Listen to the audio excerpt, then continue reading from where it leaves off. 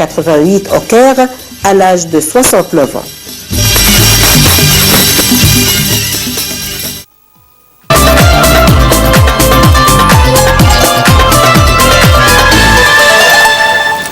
Et à présent, nous avons en ligne Monsieur l'ambassadeur Mohamed El Nouali pour nous parler du sommet africain de l'Éthiopie qui sera inauguré dans... Qui est déjà, je pense, inauguré ce matin. Oui, ce matin. Oui.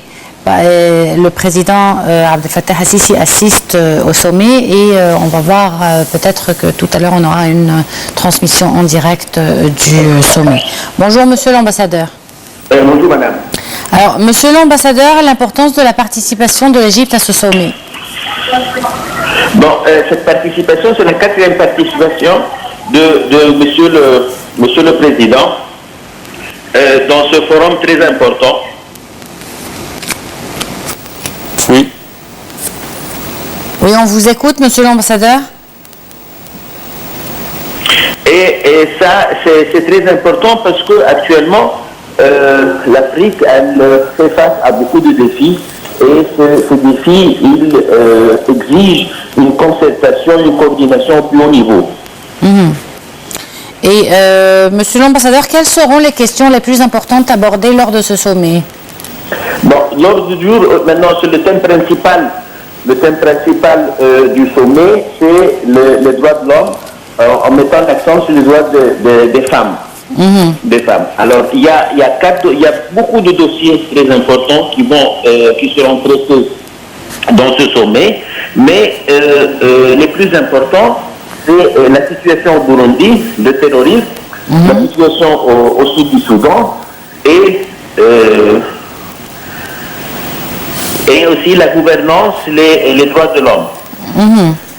Bon, monsieur l'ambassadeur, les questions qui nous concernent, ou plutôt qui nous préoccupent en tant qu'Égyptiens, bien entendu, c'est la question du barrage éthiopien.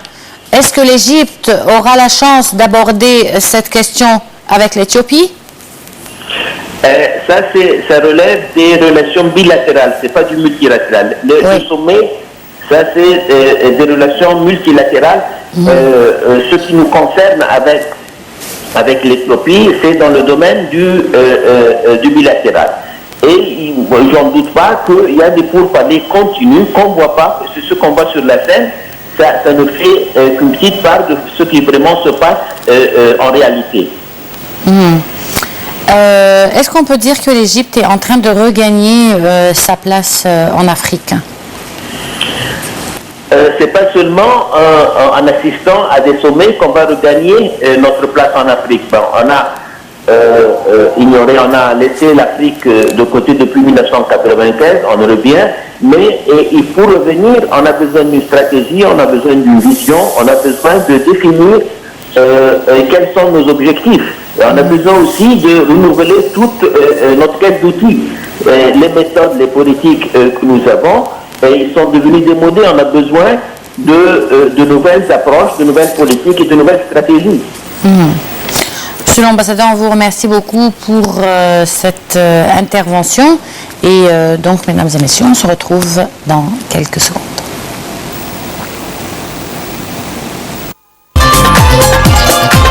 Hassan Hariri, ancien ministre adjoint aux Affaires étrangères. Bonjour, monsieur Hariri. Bonjour, monsieur Samah.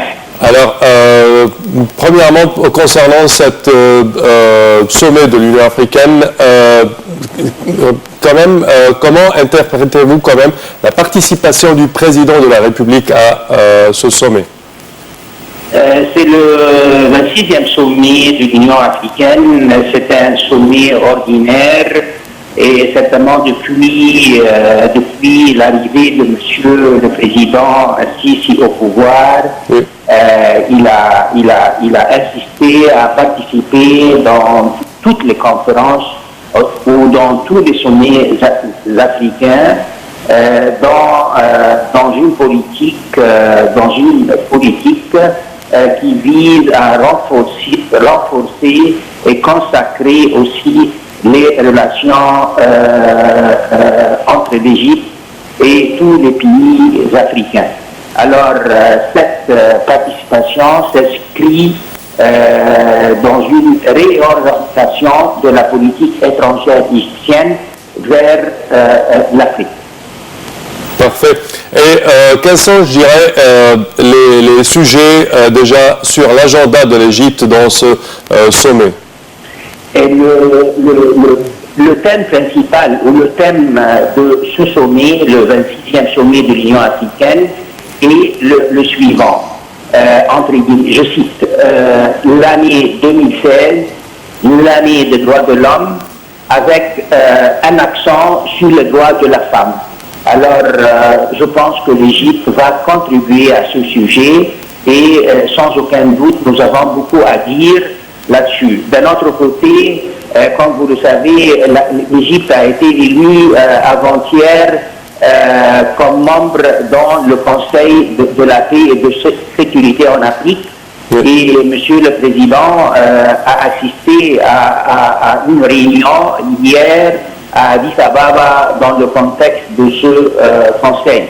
Et parlons du Conseil de l'ordre du jour de la session actuelle du dit Conseil, je crois, j'aimerais mettre l'accent sur deux sujets. Le premier, c'est la lutte contre le terrorisme et deuxièmement, la situation dans le Soudan du Sud. Oui, et le sommet lui-même, alors, est-ce qu'il y a par exemple des conflits qui vont être, je dirais, abordés au cours de ces séances, que ce soit en Libye ou dans le nord de l'Afrique avec la propagation du terrorisme dans ces pays?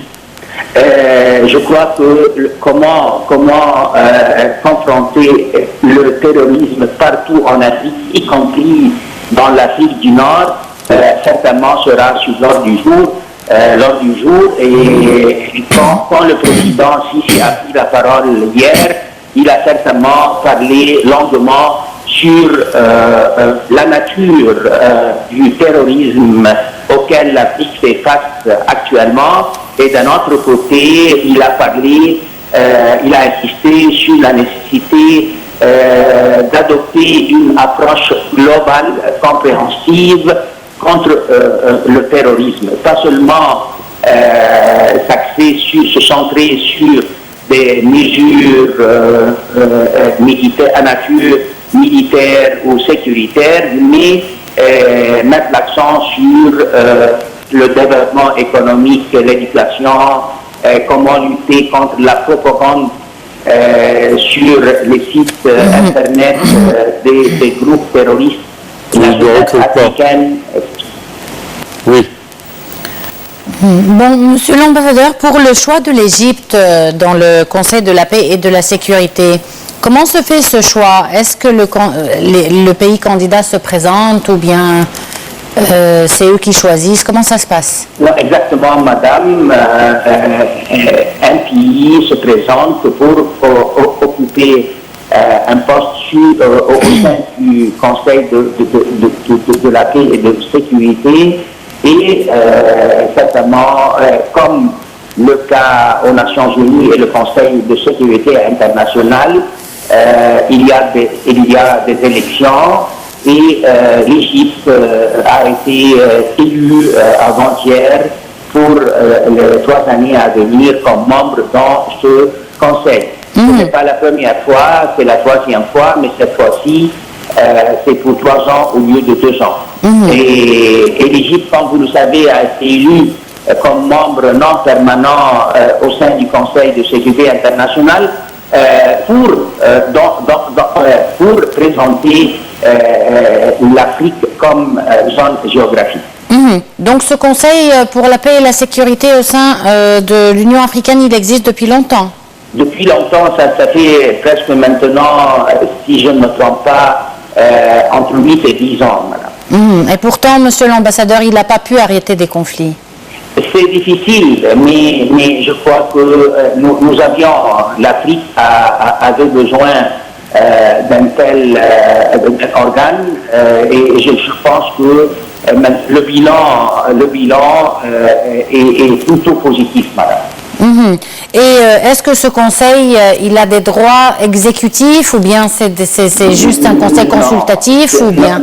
Non, c'est un espace pour discuter des problèmes de paix, de la sécurité, prévention des conflits, comment gérer et régler les conflits, soit les conflits entre deux pays africains ou un conflit ou une guerre civile à l'intérieur d'un pays africain. Mais je pense que nous avons besoin d'un conseil de paix et de sécurité et l'Égypte, certainement, l'Égypte comme membre dans ce conseil va faire son mieux pour vraiment trouver des règlements, des solutions pour les conflits et plus particulièrement œuvrer pour un consensus africain sur les mesures et les précautions dans la lutte contre le terrorisme et les groupes terroristes. Oui, mais Monsieur l'ambassadeur, outre la proposition de suggestion ou de conseil, est-ce que ce conseil a le droit d'imposer des sanctions sur un pays quelconque, par exemple, ou d'effectuer des interventions? Non, je ne pense pas, madame. Je crois que c'est l'Union africaine, c'est le Conseil exécutif, c'est le sommet africain qui a le pouvoir de décréter ou d'adopter de prendre de telles mesures. Parfait. Monsieur l'ambassadeur, si je me permets, est-ce que le sujet le sujet de la Libye et du conflit libyen, est-ce que ça sera abordé aux séances de ce sommet-là? Dans le cadre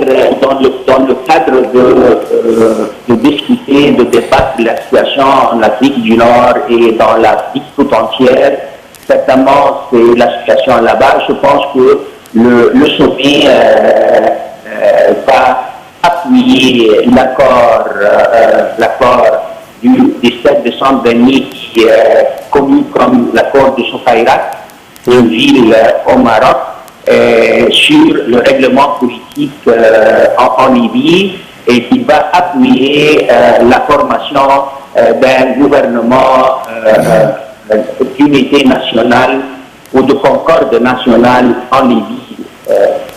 Parfait, mais le sujet de la Libye à elle-même quand même ne sera pas érigé ou abordé au cours de ce sommet. En tant que négociation, en tant que... Non, je ne pense pas. Les négociations concernant la Libye, c'est les Nations Unies. Comme vous le savez, M. Ban Ki-moon, le secrétaire général des Nations Unies, est présent. Et dans son allocution, je suppose qu'il va aborder l'accord de Soukhaïrat du décembre dernier. Parfait. Et à part le sommet, est-ce qu'on peut s'attendre à des pourparlers bilatérales entre l'Égypte et l'Éthiopie concernant le barrage de la Renaissance? Si j'ai bien compris, le président Sisi est censé rencontrer le Premier ministre éthiopien en marge du sommet. Oui. Et certainement, ça ne sera pas la première rencontre entre les deux. Certainement. Et il y a maintenant la confiance entre les deux capitales, Le Caire et Addis Ababa. Et je crois que les résultats de cette rencontre seront plutôt positifs. Et si j'ai bien compris votre question, certainement de point de vue indirect en relation avec le barrage de la Renaissance en Éthiopie. Et je crois que nous sommes sur la bonne voie pour régler une fois pour toutes cette affaire. Parfait.